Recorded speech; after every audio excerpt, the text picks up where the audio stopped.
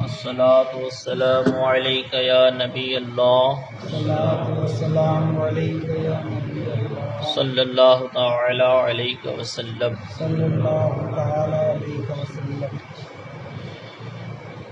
پگھلنا علم کی خاطر مثال شمع زیبا ہے، پگھلنا علم کی خاطر مثال شمع زیبا ہے، بغیر اس کے نہیں ہم جان سکتے کہ خدا کیا ہے۔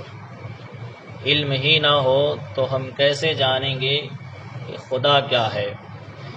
علم ایک ایسی چیز ہے کہ جس کی بنیاد پر بندہ دنیا میں بھی کامیاب ہوتا ہے اور آخرت میں بھی کامیاب ہوتا ہے۔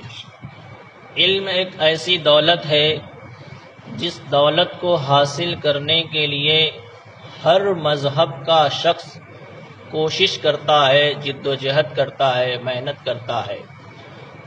اب دیکھنا یہ ہے کہ وہ علم کیسا ہے، دنیا میں فائدہ دیتا ہے یا آخرت میں فائدہ دیتا ہے، یا وہ دنیا اور آخرت دونوں میں فائدہ دیتا ہے۔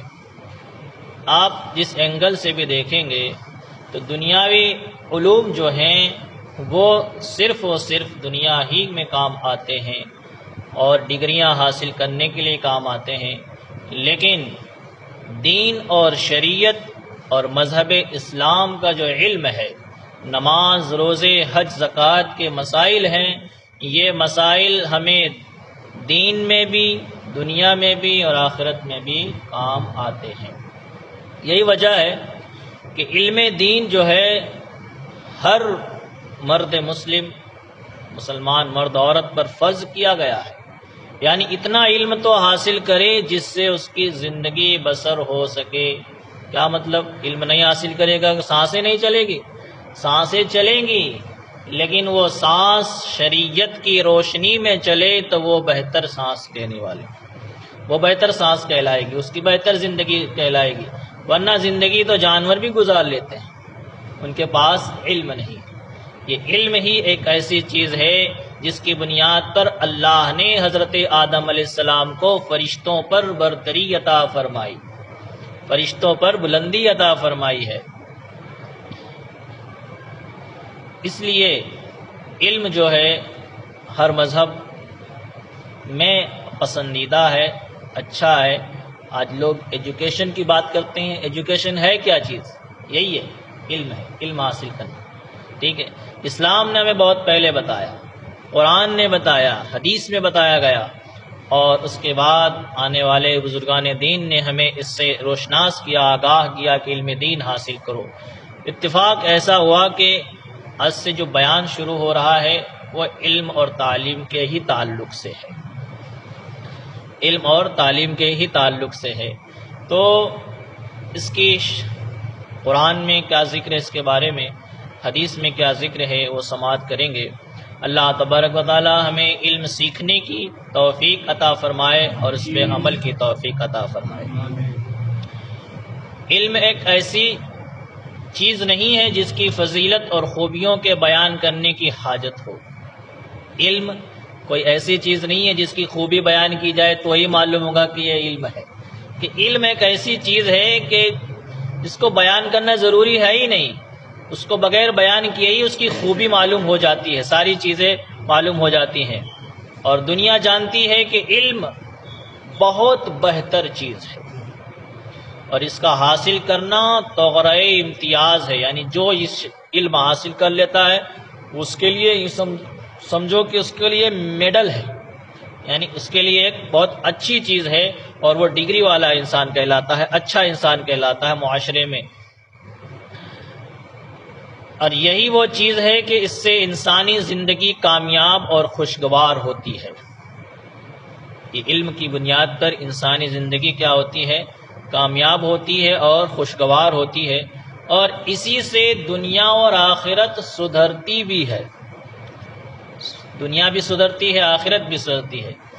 مگر علامہ صدر الشریعہ کہتے ہیں مگر ہماری مراد اس سے وہ علم نہیں ہے جو فلاسفہ سے حاصل کیا گیا۔ فلاسفہ ایک سائنٹسٹ لوگ یہ کیا کرتے ہیں، علم کو اپنی عقل کے ترازو میں تولتے ہیں. ایک علم ہے علم فلسفہ، اس کو اپنی عقل کے ترازو میں تول کر اور جو ان کی عقل کہتی ہے وہ مانتے ہیں. باقی شریعت کیا کہتی ہے، حدیث کیا کہتے ہیں، قرآن کیا کہتے ہیں، وہ نہیں مانتے.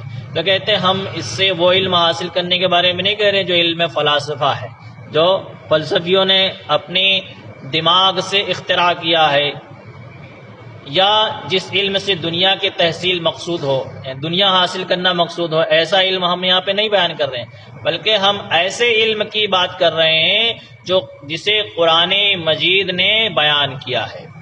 بلکہ وہ علم مراد ہے جو قرآن اور حدیث سے حاصل ہو، کہ یہی وہ علم ہے جس سے دنیا اور آخرت دونوں سنورتی ہے، اور یہی وہ علم ذریعہ نجات بھی ہے.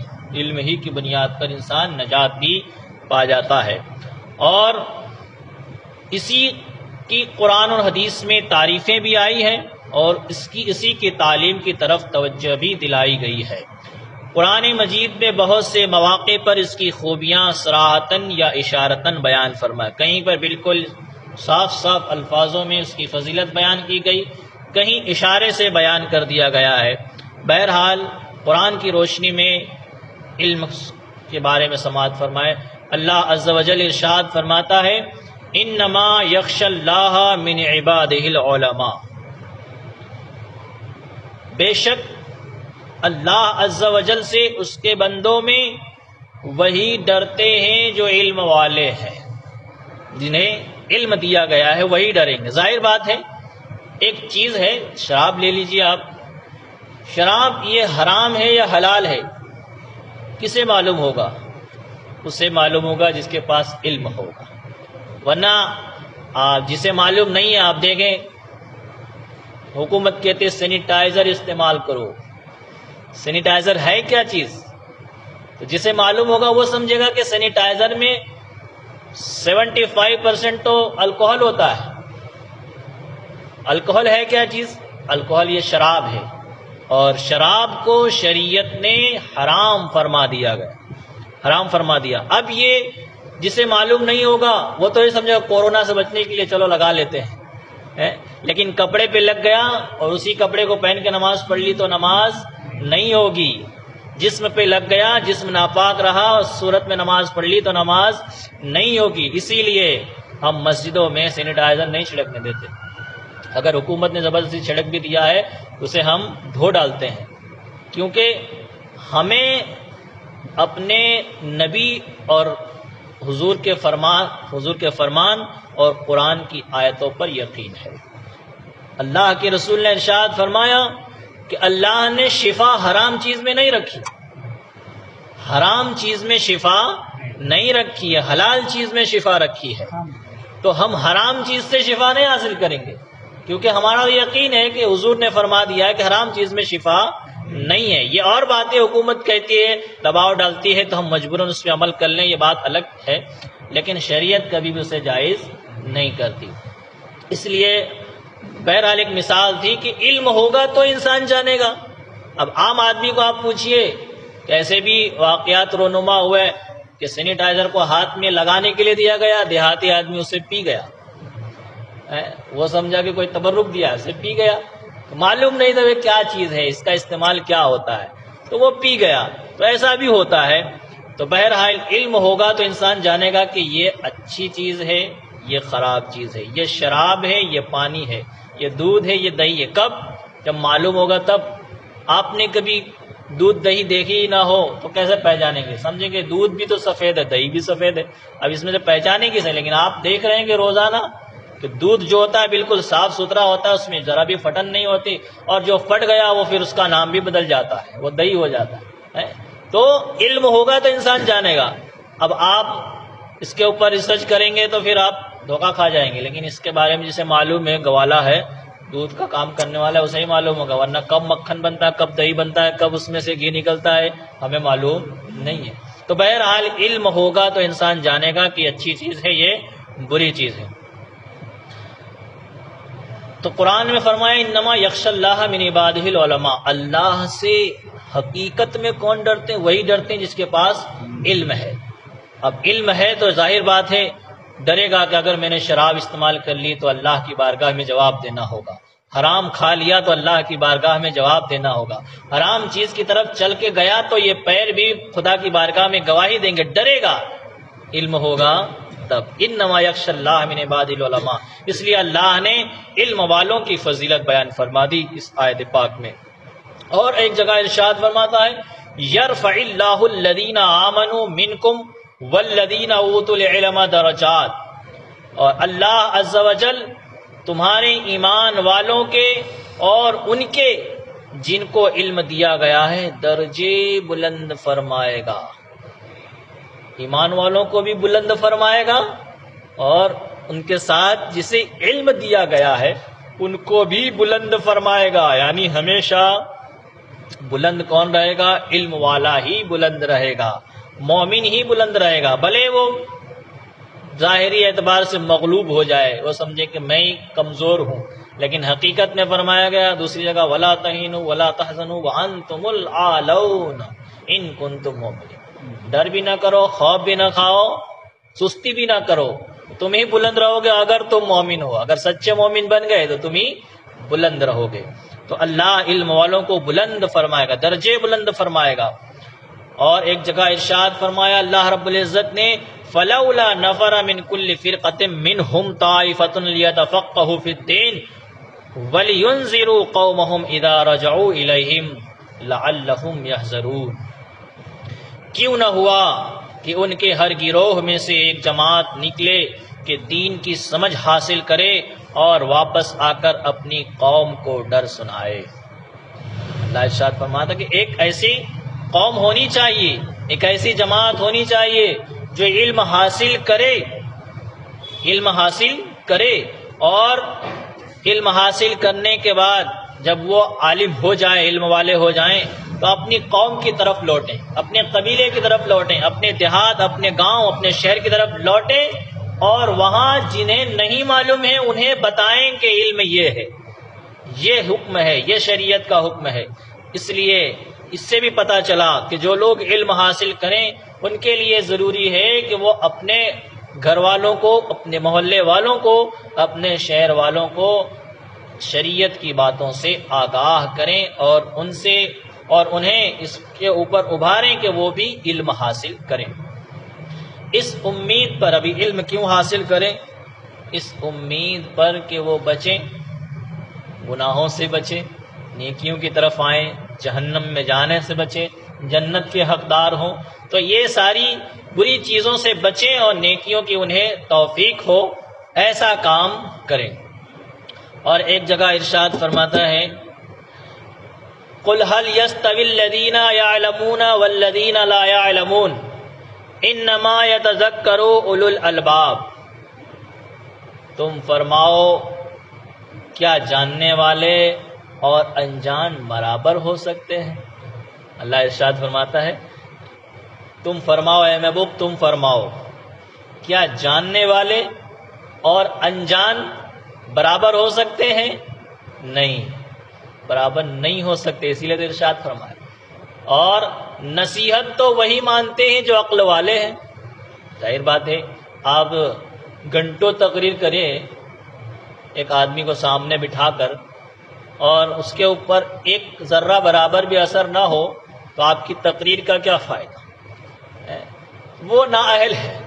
حضرت شیخ سعدی علیہ رحمہ فرماتے ہیں نااہل کو، یعنی جو بالکل سمجھتا ہی نہ ہو، الف کا بھالا نہ جانتا ہو، اسے آپ قرآن کی آیتیں سنائے، حدیث سنائے، عذاب سنائے، جہنم کے بارے میں بتائیں، جنت کے بارے میں، اسے کچھ بھی نہیں، بس ایک آواز آ رہی اسی کو وہ سن رہا ہے۔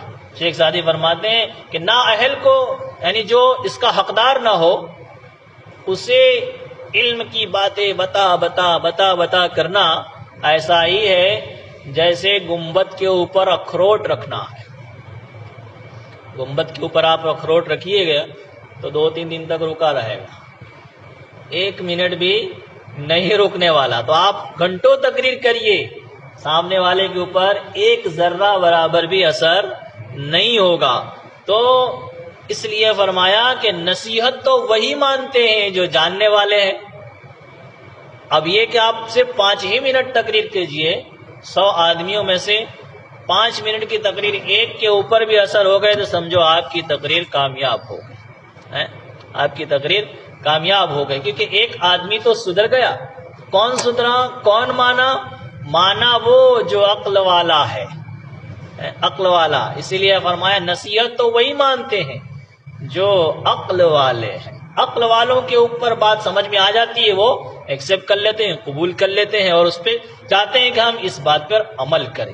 یہ اور بات ہے کہ اللہ عمل کی توفیق عطا فرمائے نہ عطا فرمائے، لیکن وہ اپنے دل میں ارادہ تو کرتا ہے کہ میں اس پہ اب انشاءاللہ عمل کروں گا۔ یہ کب ہوگا؟ جب وہ جانے گا تب نا۔ اب کسی بھی چیز کے بارے میں جانے گا تو اس کے اوپر عمل ہے۔ کچھ لوگ ایسا سمجھتے ہیں کہ ہمیں جاننا ہی نہیں ہے، جانیں گے نہیں تو عمل ہی نہیں کرنا پڑے گا۔ کچھ عوام کا ہی خیال ہے کہ ہمیں سمجھنا نہیں ہے، ہمیں جاننا ہی نہیں ہے، جانیں گے تو عمل کرنا پڑے گا، جانیں گے تب تو گناہ ہوگا۔ وہ ایسا سمجھتے ہیں، ایسا نہیں، گناہ تو ہونا ہے تو ہوگا۔ یہ کوئی عذر نہیں ہوگا کہ ہم جانتے نہیں تھے۔ اللہ نے اتنے سارے لوگوں کو، انبیاء کو، رسولوں کو، نبیوں کو بھیجا، اس کے بعد بزرگان دین آتے رہے، علماء آتے رہے، آپ کو سمجھاتے رہے، سب بیان قرآن میں سب کا ذکر ہے کہ سب جہنم میں ڈالے جائیں گے۔ پوچھا جائے گا کیا تمہارے پاس کوئی ڈرانے والا نہیں آیا تھا؟ تو کہیں گے ڈرانے والا تو آیا تھا لیکن ہم نے کوئی بات مانی نہیں۔ جب بات نہیں مانی تو فرشتے کہیں گے جاؤ پھر جہاں تمہیں جانا ہے وہاں جاؤ۔ تو بہرحال عقل والے ہی نصیحت قبول کرتے ہیں، جو قبول کر لیتے ہیں وہ کامیاب ہوتے ہیں، اور جو قبول نہیں کرتے وہ ناکام ہوتے ہیں۔ حدیث میں بھی اس کے بارے میں جو قرآن کی چند آیتوں کی روشنی میں آپ کو بیان بتایا، اب حدیث میں بھی بہت ساری اس کے بارے میں فضیلت آئی ہے۔ ظاہر بات ہے آپ کسی بھی چیز کے بارے میں فائدہ جانیں گے تبھی اس کے بارے میں تمہیں چاہت محسوس ہوگی کہ یہ چیز حاصل کرنی چاہیے۔ تو علم کی بھی اس کے ایسی ہی ہے کہ قرآن اور حدیث کی روشنی میں جب فضیلت معلوم ہوگی تب ہمیں علم حاصل کرنے کی فکر ہوگی، چاہت ہوگی، لگن ہوگی۔ حدیث نمبر 1، اللہ کے رسول صلی اللہ علیہ وسلم نے ارشاد فرمایا، جس شخص کے ساتھ اللہ بھلائی کا ارادہ کرتا ہے، جب اللہ چاہتا ہے کہ اس بندے کے ساتھ بھلائی کی جائے، یعنی اب یہ بندہ راہ راست پر آ جائے، ابھی تک تو بھٹکتا گھوم رہا تھا، پتہ نہیں کہاں کہاں گھوم رہا تھا، مسجد کی اذان ہوتی تھی تو بھاگ جاتا تھا، اب یہ قریب آیا ہے، اس کے اوپر اللہ رحمت نازل فرماتا ہے اور اس کے ساتھ بھلائی کا ارادہ فرماتا ہے، اللہ کے رسول ارشاد فرماتے ہیں تو اللہ تبارک و تعالیٰ اس بندے کو دین کا فقیہ بناتا ہے، یعنی دین کی باتیں جاننے والا بنا دیتا ہے۔ اور حضور نے فرمایا میں تقسیم کرتا ہوں اور اللہ عز و جل دیتا ہے۔ ہمارا عقیدہ ہے کہ خلق کے حاکم ہو تم، رزق کے قاسم ہو تم سے ملا جو ملا، غریبی ملی، امیری ملی، فقیری ملی، گداگری ملی، جنت ملی، راستہ ملا، جو بھی ملا، سب کچھ خلق کے حاکم ہو تم، رزق کے قاسم ہو تم سے ملا جو بھی ملا سب تم سے ملا، تم پہ کروڑوں درود۔ حضور فرماتے ہیں میں تقسیم کرتا ہوں اور اللہ دیتا ہے، اللہ دیتا ہے، حضور فرماتے ہیں، اور حضور کی بات غلط نہیں ہو سکتی۔ اب چھوٹی سی بات ہی یاد رکھیں کہ بڑے بڑے وہابیوں کو جواب دے سکتے ہیں، وہ کہتے ہیں کہ نبی کچھ نہیں جانتے، کچھ اختیار نہیں رکھتے، وہ تو اپنی بیٹی کو نہیں بچا سکیں گے تو ہمیں کیا بچائیں گے، ایسا عقیدہ رکھتے ہیں وہابی دیوبندی۔ انہیں آپ جواب دیں کہ اللہ کے رسول نے ارشاد فرمایا انا قاسم واللہ یعطی، میں قاسم ہوں یعنی میں بانٹنے والا ہوں اور اللہ دیتا ہے۔ جب اللہ نے اپنے حبیب کو بانٹنے والا قاسم بنا دیا ہے تو اللہ کے رسول جسے چاہے عطا فرما دے اور جسے چاہے روک دے، منع فرما دے، تو اللہ نے انہیں مختار بنا دیا ہے۔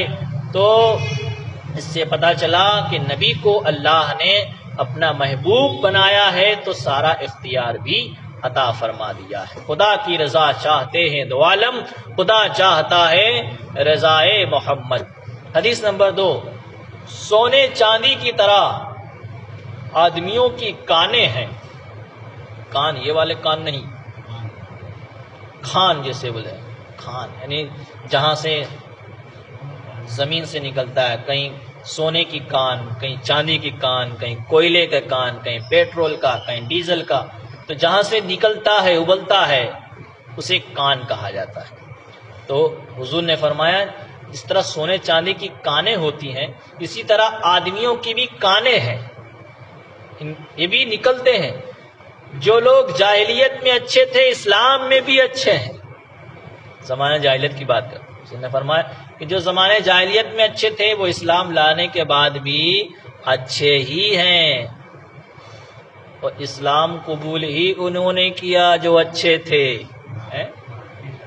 اسلام قبول کس نے کیا؟ حضور کو دیکھا اور اسلام قبول انہوں نے ہی کیا جو اچھے تھے، اور جو برے تھے وہ تو منہ فرے ہو گئے۔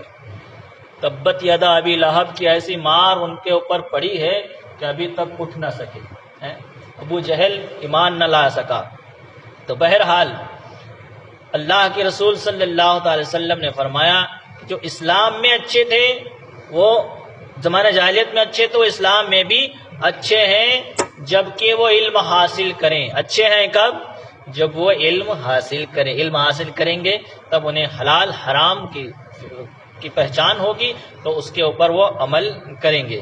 اس لیے اسلام میں جو آ گیا یا جس نے اسلام کو پا لیا، سمجھو اس نے دنیا کی دولت حاصل کر لی، کیونکہ اسلام میں جو آ گیا اور اسلام پہ وہ مر گیا، سمجھو وہ بندہ کامیاب گزر گیا، اور پھر قیامت میں اللہ کے رسول صلی اللہ علیہ وسلم اپنی شفاعت سے اسے جنت عطا فرمائیں گے۔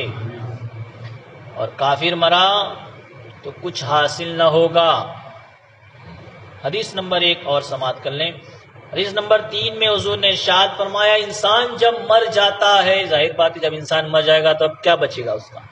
گاڑی بنگلہ گھوڑا گاڑی سبھی ختم ہو جاتا ہے۔ جاتا ہے تو کیا خالی ہاتھ جاتا ہے، اور ہاتھ میں انگوٹھی بھی ہوتی ہے تو اس کے گھر والے نکال لیتے ہیں نا، دیکھا ہوگا آپ نے، مردے کو نہلاتے ہیں تو جو بھی پہنا ہو اسے بھی نکال لیتے ہیں، کپڑا پہنا ہو اگر نہیں نکل رہا تو چیر پھاڑ کے نکال لیتے ہیں، بہرحال نکال لیتے ہیں کیونکہ وہ قبر میں جانے نہیں دیتے، بس ایک سفید لباس پہنا کر کے اسے رخصت کر دیا جاتا ہے۔ تو بہرحال انسان جب مر جاتا ہے تو ختم ہو گیا اس کا سارا معاملہ۔ اب تو وہ آ کے قرآن پڑھ سکتا ہے، نماز پڑھ سکتا ہے؟ نہیں۔ خیرات کر سکتا نہیں۔ بس حضور نے فرمایا جب انسان مر جاتا ہے تو اس کا عمل منقطع ہو جاتا ہے، ختم، اسٹاپ ہو جاتا ہے اب اس کا عمل۔ اب وہ نہ نیکی کر سکتا ہے نہ برائی کر سکتا ہے، سب عمل ہی ختم ہو گیا۔ تو اب کیا؟ کوئی تو ایسی چیز ہو جو اس کو مرنے کے بعد بھی فائدہ دے۔ مر گیا انسان تو جب زندہ ہے تب تو اسے عقل ہے کہ میں ایسا کوئی کام کر جاؤں کہ میں مر جاؤں تو بھی وہ فائدہ دیتا رہے۔ ہم سوچتے ہیں نا کہ اپنی اولاد کے بارے میں کہ اب ہم بڑھاپے کو پہنچ گئے ہیں، کچھ ایسا کر جائیں جو اولاد کے لیے تو اچھا ہو، اولاد کو بھیک نہ مانگنی پڑے۔ یہ سوچتے ہیں کہ نہیں سوچتے؟ وہیں پہ ہمیں یہ بھی سوچنا ہے کہ کچھ ایسا کر جائیں کہ آخرت میں کام آئے، مرنے کے بعد بھی کام آئے۔ حضور فرماتے 3 چیزیں ہیں، 3 چیزیں ہیں، عمل تو منقطع ہو جاتا ہے، ختم ہو جاتا ہے، اسٹاپ ہو جاتا ہے، مگر 3 چیزیں ہیں کہ مرنے کے بعد بھی یہ عمل ختم نہیں ہوتے اور اس کے نامہ اعمال میں لکھے جاتے ہیں، نامہ اعمال میں لکھے جاتے ہیں۔ کیا؟ نمبر 1 صدقہ جاریہ۔ اب صدقہ تو جانتے ہیں، لیکن صدقہ جاریہ وہ ہوتا ہے جو اس کا ثواب ہمیشہ چلتا رہے۔ آپ نے مسجد میں 2 اینٹ دے دی، مسجد کی دیوار بنا دی، پل بنا دیا، بہرحال ایسا کام کر دیا جس سے لوگ فائدہ حاصل کریں، تو جب تک وہ چیز رہے گی اس کا ثواب مردے کو پہنچتا رہے گا، اسے کہتے ہیں صدقہ جاریہ۔ نمبر 2 علم جس سے نفع حاصل کیا جاتا رہا، ایسا علم جس سے نفع حاصل کیا جاتا ہو۔ آپ عالم تھے، آپ نے ایک کو عالم بنا دیا، آپ انتقال کر گئے، اب آپ تو عمل کر سکتے نہیں، لیکن آپ نے وہ علم کسی اور کو دے دیا ہے، اب وہ اس علم سے فائدہ حاصل کر رہا ہے، تو ایسا علم جس سے نفع حاصل کیا جاتا ہو اس کا ثواب بھی مردے کو دیا جاتا ہے۔ نمبر 3، اولاد صالح، نیک اولاد۔ جس کی نیک اولاد ہو سمجھ لو اس نے دنیا میں بہت بڑی کامیابی حاصل کر لی اور آخرت میں۔ ظاہر بات ہے نیک اولاد ہوگی تو نیکی ہی کا کام کرے گی، اپنے باپ کے لیے، اپنی ماں کے لیے۔ تو نیک اولاد جس نے چھوڑا اور وہ نیک اولاد اپنے مرحومین کے لیے، والد والدہ کے لیے دعا کرتی رہتی ہے تو اس کا ثواب بھی مرحوم کو پہنچتا رہتا ہے اور اس کے نامہ اعمال میں لکھا جاتا رہتا ہے، اور اس کی برکت سے اللہ تبارک و تعالی اس کے گناہوں کو معاف بھی فرما دیتا ہے، اپنی رحمت کا نزول بھی فرماتا ہے۔ بہرحال علم بڑی ہی فضیلت کا حامل ہے، جسے اللہ نے عطا فرما دیا سمجھو اس نے دنیا کی دولت، آخرت کی دولت حاصل کر لی اور وہ شخص کامیاب رہا، اور ساتھ میں جس نے اس کے اوپر عمل بھی کر لیا تو سمجھو اس نے بہت ہی اچھا عمل کر لیا۔ بس انشاءاللہ آگے کی گفتگو پھر کریں گے۔